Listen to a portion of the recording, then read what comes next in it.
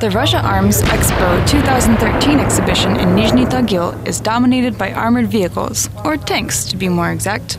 You can even see tanks jumping here. As usual, the wildly popular T-90S tank stole the show.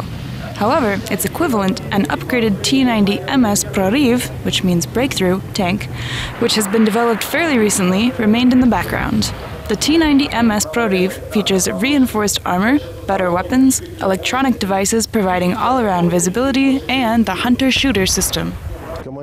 After locating the target, the commander immediately shows it to the gunner, who then doesn't need to look for it. This system has been installed on our tanks for the first time. New exhibits include Ural trucks and SUVs. A Project Typhoon vehicle roared through the training ground for only a few minutes. This vehicle, which was developed for the armed forces, boasts enhanced mine protection, a state-of-the-art chassis, and various electronic gadgets. The open-air exhibition also featured a Typhoon-type truck. But developers say that both vehicles only look alike. In reality, the Ural VV vehicle was developed for the Russian Interior Ministry troops.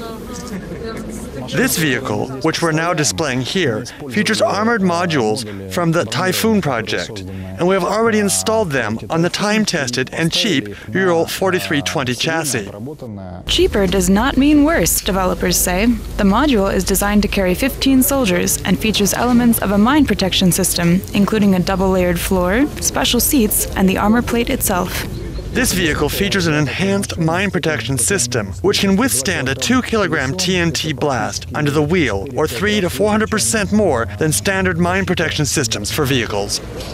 The Ural VV truck will have to confirm these and other stated specifications during tests, after which the vehicle will be adopted by the Russian armed forces.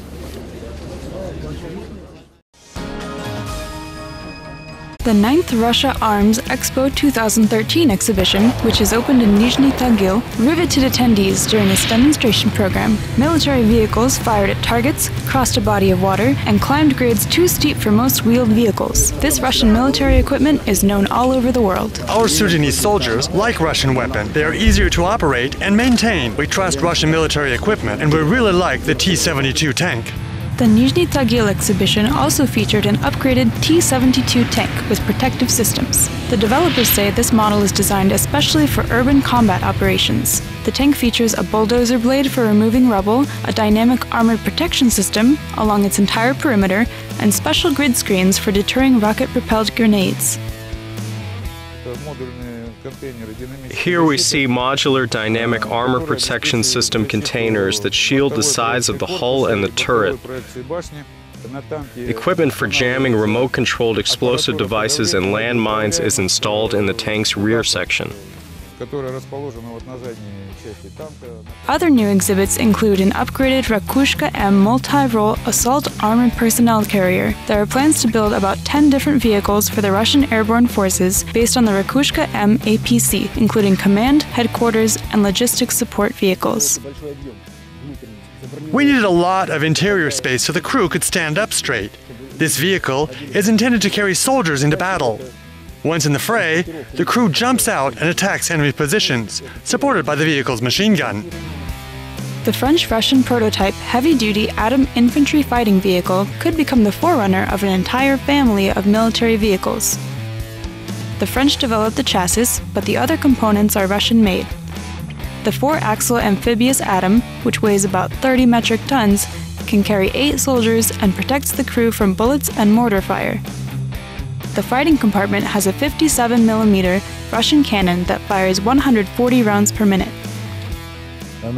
It can destroy ground targets and provide fire support for military units. Just imagine, its maximum firing range is about 16 kilometers. The heavy-duty Atom infantry fighting vehicle looked like a bright green spot against the background of desert-camouflaged Russian armored vehicles. Officials at Nizhny Tagil noted that this paint should attract foreign customers and underscore the value of Russian military equipment.